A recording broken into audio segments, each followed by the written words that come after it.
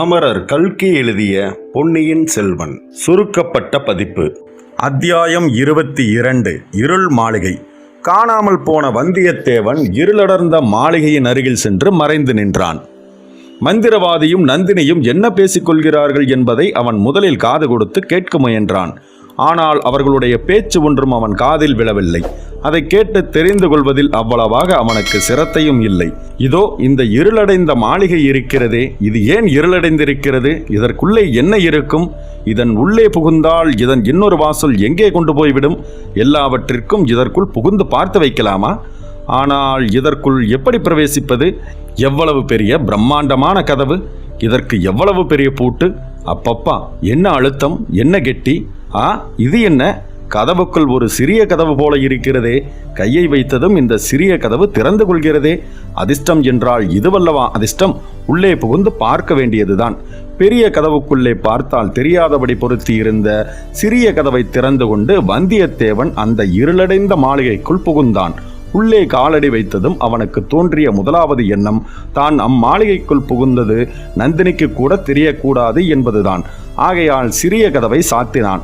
சாத்தியவுடன் உள்ளிருந்த இருள் இன்னும் பன்மடங்கு கனத்து விட்டதாக தோன்றியது.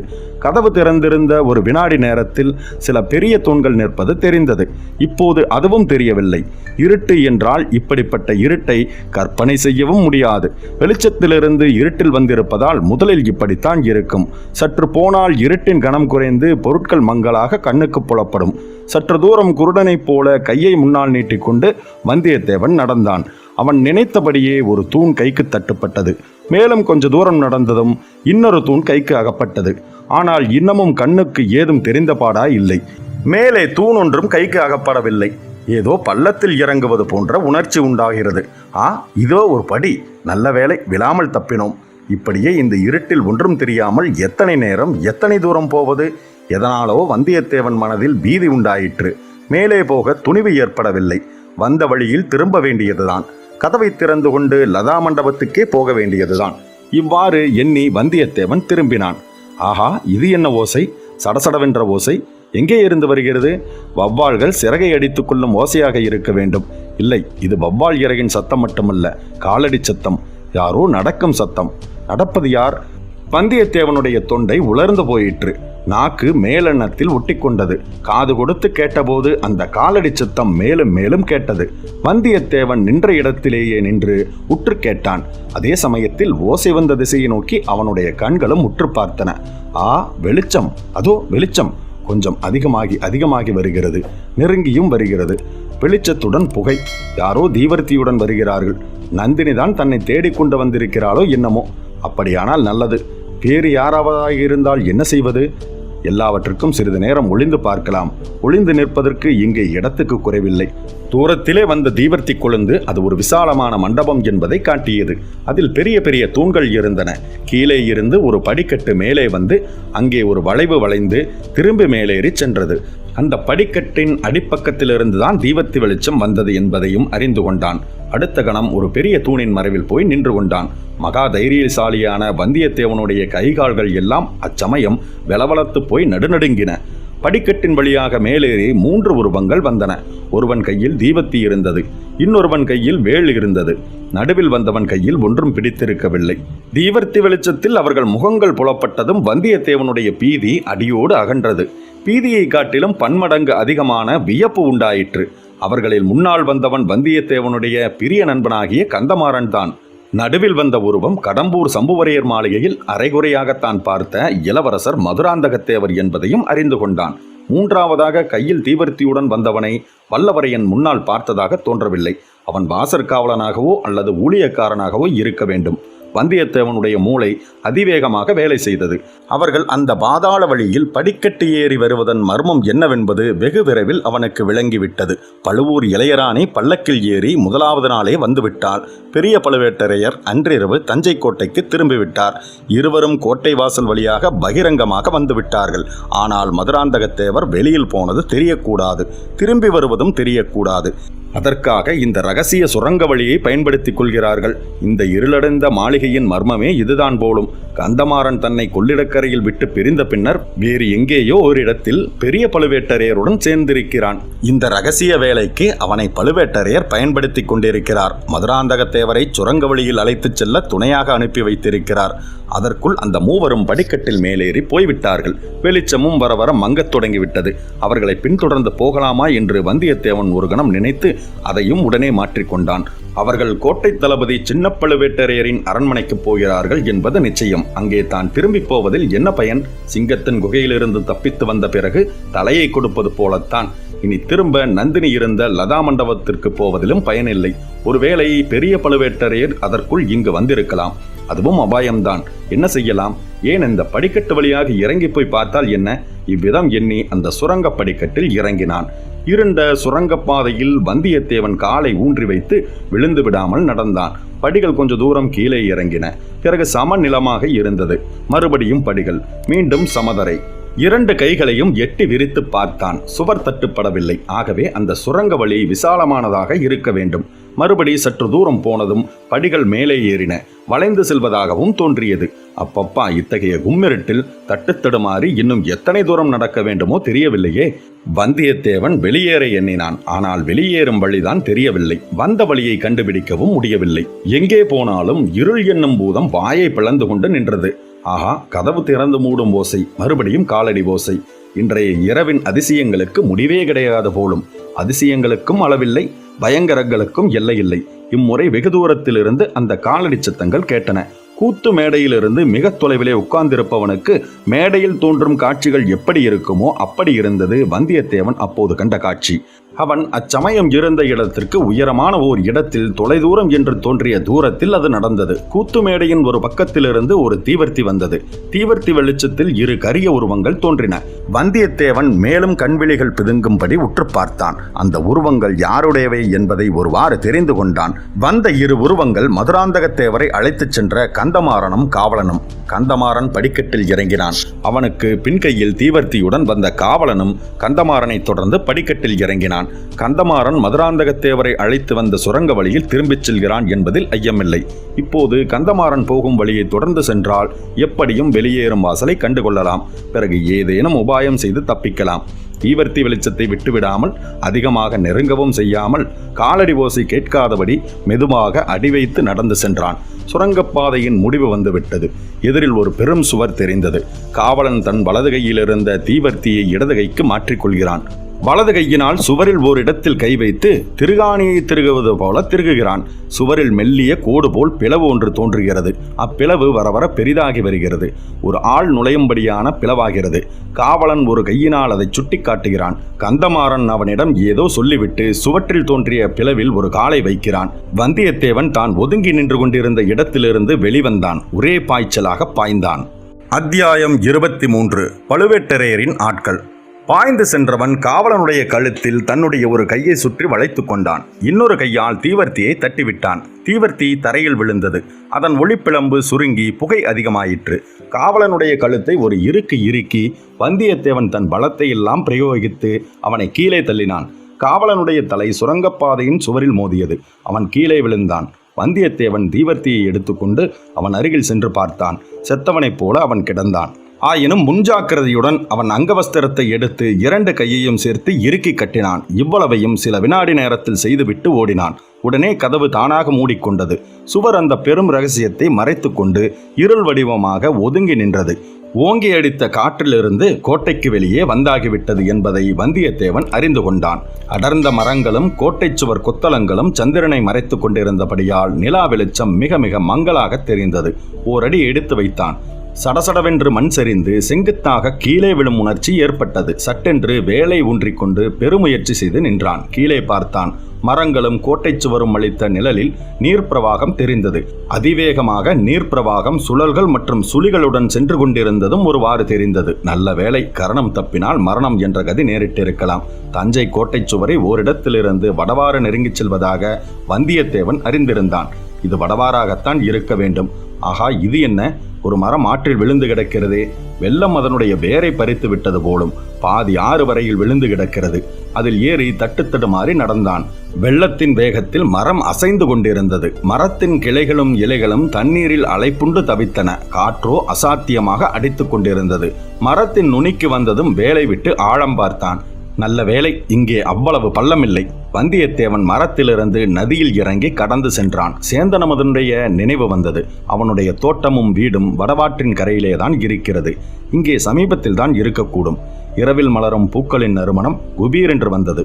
சேந்தனமுதனுடைய வீடு சமீபத்தில் தான் இருக்க வேண்டும் என்று அவன் எண்ணியது வீண் போகவில்லை. விரைவில் தோட்டம் வந்தது. ஆனால் அந்த தோட்டம் முதலாவது நாள் பார்த்ததற்கும் இன்று பார்ப்பதற்கும் எவ்வளவு வித்தியாசம்!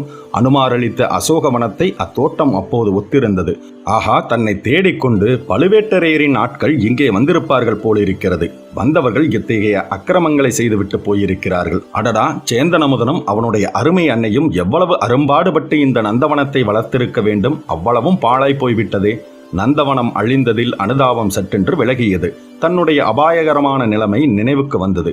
ஒற்றர்களும் கோட்டை காவல் வீரர்களும் இங்கே சமீபத்தில் எங்காவது காத்திருந்தால் என்ன செய்வது? அவர்களை ஒரு கை பார்த்து சமாளிக்க வேண்டியதுதான். நல்ல வேளையாக அதோ நமது குதிரை கட்டிய மரத்திலேயே இன்னும் இருக்கிறது.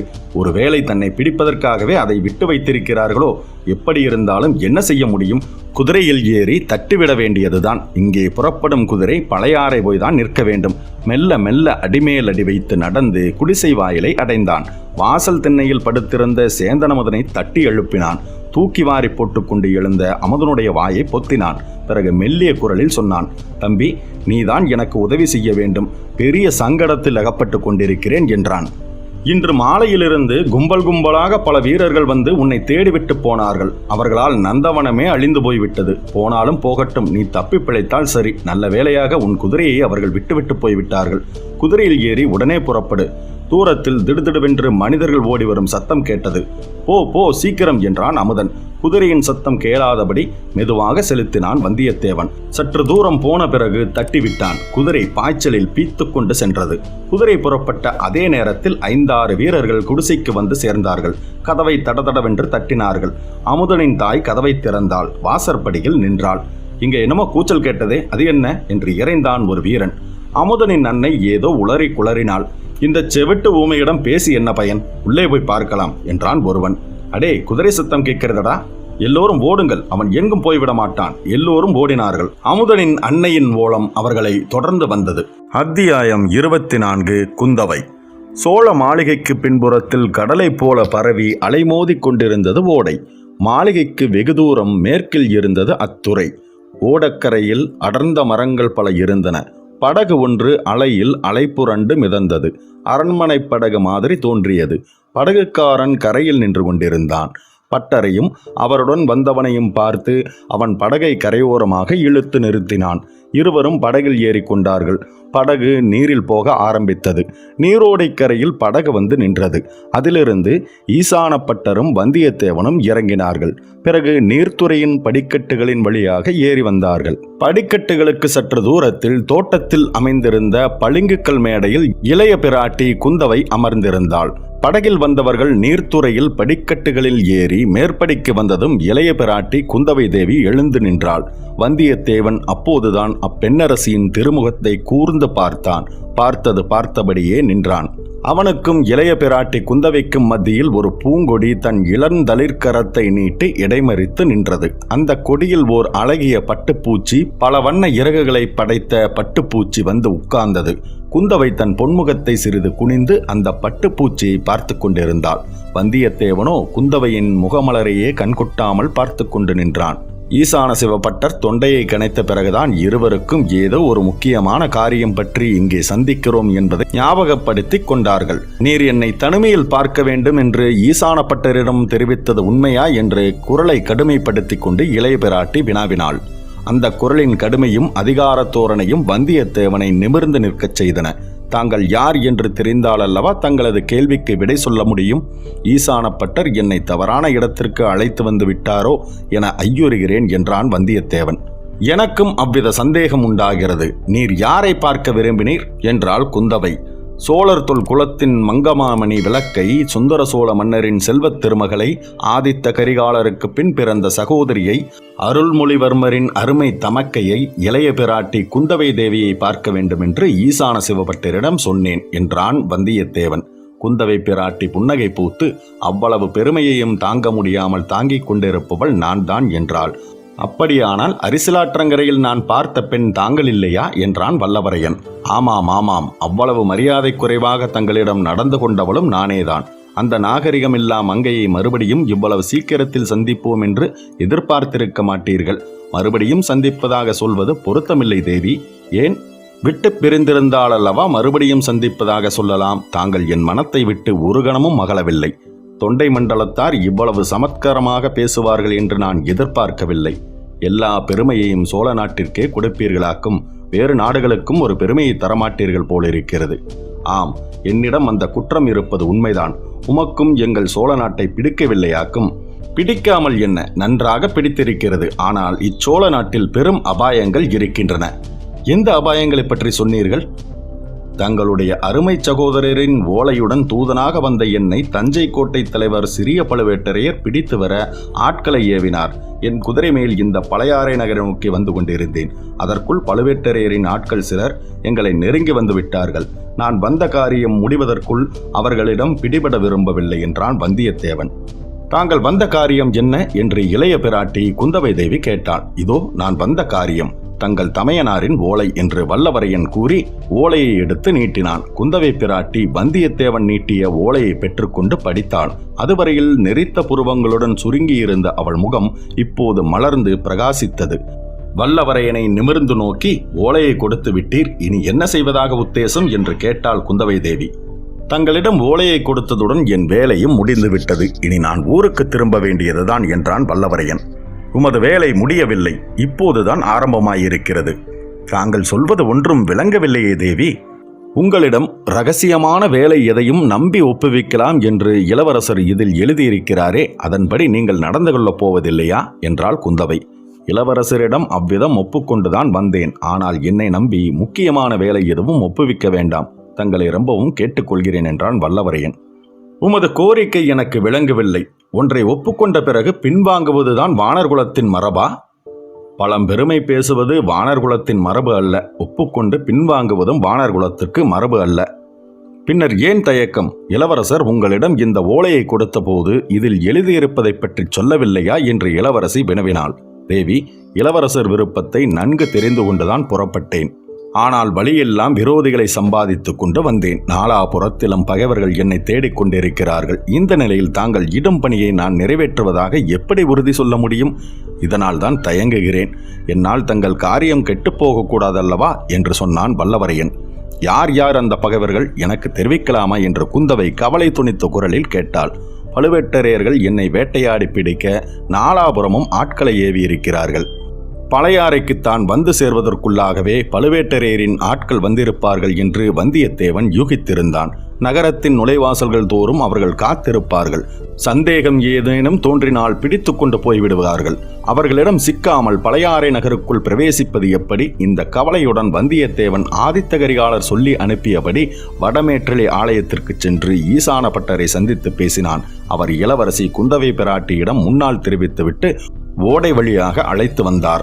அவன் கடம்பூர் சம்புவரையர் மாளிகையில் நடந்ததை சொல்லத் தொடங்கியது முதலாவது குந்தவைக்கு நிமிஷத்துக்கு நிமிஷம் அவசரமும் பரபரப்பும் அதிகமாகி வந்தன. மேலே என்ன, அப்புறம் என்ன என்று கேட்டு துரிதப்படுத்தி வந்தாள். இந்த விவரங்களை கேட்ட இளவரசி வந்தியத்தேவனை வியப்பினால் மலர்ந்த கண்களை கொண்டு பார்த்து, வெற்றி தெய்வமாகிய கொற்றவையின் கருணை இந்த சோழர் குலத்திற்கு பரிபூரணமாக இருக்கிறது. ஆகையினாலேதான் இந்த சங்கடமான நிலைமையில் தங்களை எனக்கு உதவியாக தேவி அனுப்பி வைத்திருக்கிறாள் என்றாள். அரசி, இன்னும் தாங்கள் எந்தவித பணியும் எனக்கு இடவில்லையே. என் பூரண ஆற்றலை காட்டக்கூடிய சமயம் இன்னும் கிட்டவில்லையே என்றான் வல்லவரையன். அதை பற்றி கவலை வேண்டாம். இதுகாரும் தமக்கு நேர்ந்திருக்கும் அபாயங்கள் எல்லாம் ஒன்றுமில்லை என்று சொல்லக்கூடிய அளவு அபாயம் நிறைந்த வேலையைத்தான் தரப்போகிறேன் என்றாள். அரண்மனை நந்தவனத்தின் மத்தியில் பளிங்கினாலான வசந்த மண்டபம் ஒன்று இருந்தது. அதை நோக்கி குந்தவை நடந்தாள். பட்டரும் வந்தியத்தேவனும் இளவரசியை தொடர்ந்து சென்றார்கள். மண்டபத்துக்குள்ளிருந்த மணிமாடம் ஒன்றிலிருந்து குந்தவை ஒரு சிறிய பனை ஓலை துணுக்கையும் தங்கப்பிடி அமைத்த எழுத்தாணியையும் எடுத்தாள். ஓலை துணுக்கில் பின்வருமாறு எழுதினாள். பொன்னியின் செல்வா, இந்த ஓலை கண்டதும் உடனே புறப்பட்டு வரவும். விவரங்கள் இது கொண்டு வருகிறவர் சொல்லுவார். இவரை பரிபூரணமாக நம்பலாம். இவ்விதம் எழுதி அடியில் அத்தி இலை போன்ற சிறிய சித்திரம் ஒன்று வரைந்தாள். ஓலையை வந்தியத்தேவன் கையில் கொடுப்பதற்கு நீட்டியவாறே சிறிதும் தாமதியாமல் இந்த ஓலையை எடுத்துக்கொண்டு ஈழ நாட்டிற்கு செல்ல வேண்டும், இளவரசர் அருள்மொழிவர்மரிடம் கொடுத்து அவரை கையோடு அழைத்து வர வேண்டும் என்றாள். வந்தியத்தேவன் ஆனந்தத்தின் அலைகளினால் மோதப்பட்டு தத்தளித்தான். நெடுநாளாக அவன் கொண்டிருந்த மனோரதங்கள் இரண்டில் ஒன்று நிறைவேறிவிட்டது.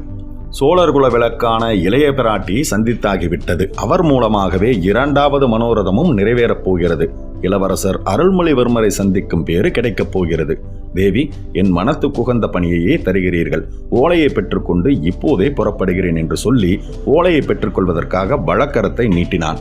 குந்தவை ஓலையை அவனிடம் கொடுத்த போது காந்தல் மலரையொத்த அவளுடைய விரல்கள் வந்தியத்தேவனுடைய அதிர்ஷ்ட கையை தொட்டன. அவனுடைய மெய் சிலிர்த்தது. நெஞ்சு வெடித்து விடும் போல இருந்தது. 1000-16,000 பட்டுப்பூச்சிகள் அவன் முன்னால் இறகுகளை அடித்து கொண்டு பறந்தன. ஆயிரக்கணக்கான குயில்கள் ஒன்று சேர்ந்து இன்னிசை பாடின. மலைமலையான வண்ணமலர் குவியல்கள் அவன் மீது விழுந்து நாலாபுரமும் சிதறின. இந்த நிலையில் வந்தியத்தேவன் தலை நிமிர்ந்து குந்தவை தேவியை பார்த்தான். என்னவெல்லாமோ சொல்ல வேண்டும் என்று அவனுடைய உள்ளம் பொங்கியது. சொல்ல வேண்டியது எல்லாம் அவனுடைய கண்களே சொல்லிவிட்டன. ஈசான சிவபட்டர் தம் குரலை கனைத்துக் கொண்டார். வந்தியத்தேவன் இந்த உலகத்திற்கு வந்து சேர்ந்தான். அத்தியாயம் 25. ஆதித்த கரிகாலன். மாமல்லபுரத்து வீதிகளின் வழியாக இரட்டை குதிரைகள் பூட்டிய அழகிய விமான ரதம் ஒன்று சென்றது. குதிரைகளின் அலங்காரங்களும் ரதத்தின் வேலைப்பாடுகளும் பொன்தகடு வேய்ந்து மாலை வெயிலில் மற்றொரு சூரியனைப் போல பிரகாசித்த ரதத்தின் மேல் விதானமும் அதில் இருந்தவர்கள் அரச குலத்தினராக இருக்க வேண்டும் என்பதை உணர்த்தின. அந்த பொன் ரதத்தின் விசாலமான உட்புறத்தில் அரச குலத்தினர் 3 அமர்ந்திருந்தார்கள். அவர்களில் ஒருவன்தான் வீராதி வீரனும் சுந்தர சோழரின் மூத்த குமாரனுமாகிய ஆதித்த கரிகாலன்.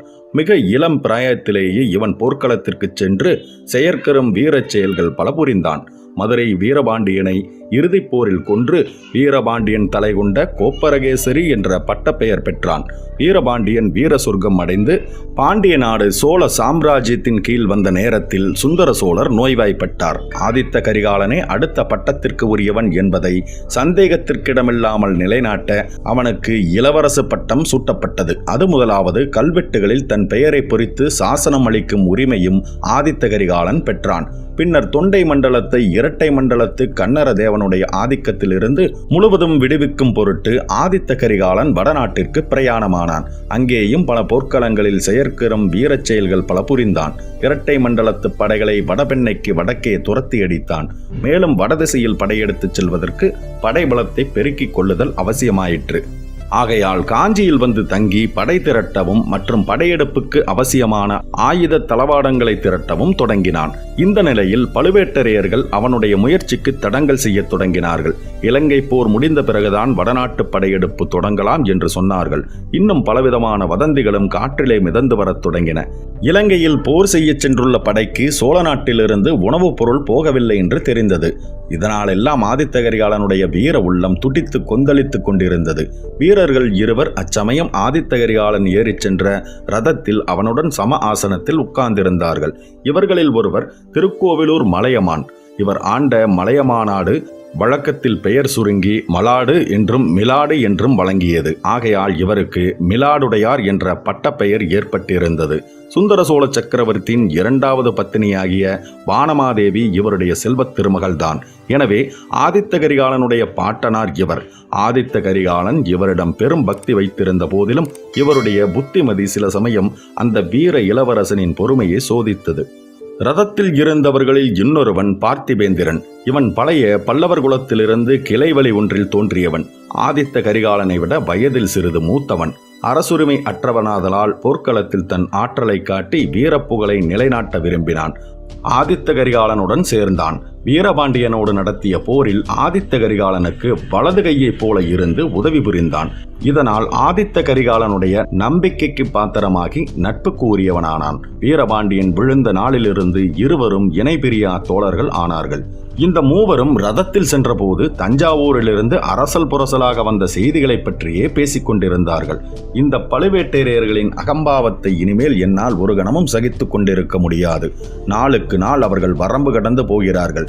நான் அனுப்பிய தூதன் மீது ஒற்றன் என்று குற்றம் சுமத்துவதற்கு இவர்கள் எத்தனை அகந்தை பிடித்தவர்களாக இருக்க வேண்டும். அவனை பிடித்து கொடுப்பவர்களுக்கு 1000 பொன் வெகுமதி கொடுப்பதாக அறிவித்துள்ளார்கள். இதையெல்லாம் நான் எப்படி பொறுத்து கொள்ள முடியும்? என் உரையில் உள்ள வாள் அவமானத்தில் குன்றிப் போயிருக்கிறது என்றான் ஆதித்த கரிகாலன். தாத்தா, ஏன் இப்படி மௌனமாயிருக்கிறீர்கள்? தங்களுடைய கருத்து என்ன? ஒரு பெரும் படை திரட்டி கொண்டு சென்று தஞ்சாவூரிலிருந்து சக்கரவர்த்தியை மீட்டு காஞ்சிக்கு அழைத்து வந்து விட்டால் என்ன? இன்னும் எத்தனை நாள் தான் சக்கரவர்த்தியை பழுவேட்டரையர்கள் சிறையில் வைத்திருப்பது போல வைத்திருப்பதை நாம் பார்த்து கொண்டிருப்பது? எத்தனை நாள் பழுவேட்டரையர்களுக்கு பயந்து காலம் கழிப்பது என்று பொங்கினான் ஆதித்த கரிகாலன். அந்த பாவி பழுவேட்டரையர்களின் நோக்கம் என்னதான் என்று தெரியவில்லை. எத்தனை நாள் தான் இதையெல்லாம் சகித்து கொண்டிருப்பது? தாத்தா, ஏன் இன்னும் பேசாமல் வாயை மூடிக்கொண்டிருக்கிறீர்கள்? ஏதாவது வாயை திறந்து சொல்லுங்கள் என்றான் கரிகாலன். கரிகாலா, பழுவேட்டரையர்களின் நோக்கம் என்னதென்று தெரியவில்லை என்பதாக சற்று முன்னால் சொன்னாயல்லவா? அவர்களுடைய நோக்கம் என்னவென்று நான் சொல்கிறேன் கேள். உன்னையும் உன் சகோதரனையும் தனித்தனியே பலவீனப்படுத்துவதுதான் அவர்களுடைய நோக்கம். இலங்கையில் உன் தம்பி அருள்மொழி தோல்வியடைய வேண்டும். அதனால் அவனுக்கு அவமானம் நேர வேண்டும். இங்கே உனக்கு உன் தம்பியின் பேரில் கோபம் ஏற்பட வேண்டும். நீங்கள் 2 பேரும் சண்டை போட்டுக் கொள்ள வேண்டும். அதை பார்த்து இந்த கிழவன் வேதனைப்பட வேண்டும். இதுதான் அவர்களுடைய இரகசிய நோக்கம் என்று மிலாடுடையார் ஆத்திரத்துடன் சொல்லி வருகையில் கரிகாலன் குறுக்கிட்டான். இந்த நோக்கத்தில் அவர்கள் ஒரு நாளும் வெற்றியடையப் போவதில்லை. தாத்தா, என் தம்பியையும் என்னையும் யாராயிலும் பிரிக்க முடியாது. அருள்மொழிக்காக நான் உயிரையும் விடுவேன். எனக்கு பல நேரங்களில் தோன்றுகிறது, கப்பல் ஏறி நானும் இலங்கைக்கு போகலாமா என்று. அங்கே அவன் என்ன கஷ்டப்பட்டு கொண்டிருக்கிறானோ என்னவோ. நான் இங்கே சுகமாக உண்டு உடுத்து அரண்மனையில் தூங்கிக் கொண்டு காலம் கழிக்கிறேன். என் வாளும் வேலும் துருப்பிடித்து போகின்றன. ஒவ்வொரு கணமும் எனக்கு ஒரு யுகமாக போய்கொண்டிருக்கிறது. இங்கே இருக்கவே பிடிக்கவில்லை என்றான் கரிகாலன். அரசே, அருமையான யோசனை. பல நாளாக நான் நினைத்து கொண்டிருந்ததை தாங்களும் சொல்லுகிறீர்கள். புறப்படலாம், வாருங்கள். இதற்கு தாத்தாவை யோசனை கேட்பதில் பயனில்லை. இவரை கேட்டால் வேண்டாம் பொறு என்றுதான் புத்திமதி சொல்லுவார். நாளைக்கே நாம் புறப்படலாம். தொண்டை மண்டல படையில் பாதியை அழைத்து கொண்டு போகலாம். இலங்கை யுத்தத்தை ஒரு வழியாக முடித்து கொண்டு நேரே நாகப்பட்டினத்தில் வந்து இறங்கலாம். இறங்கி தஞ்சாவூருக்கு சென்று அந்த பழுவேட்டரையர்களை ஒரு கை பார்த்து விடலாம் என்று பார்த்திவேந்திரன் பொறித்து கொட்டினான். மேலும் நடந்த நிகழ்வுகளை அடுத்த பதிவில் காணலாம். பொன்னியின் செல்வன் கதையின் மூலமாக தொடர்ந்து பயணிப்போம். நீங்களும் நானும் வந்தியத்தேவனுடன். அன்புடன் உங்கள் கார்த்திகேயன்.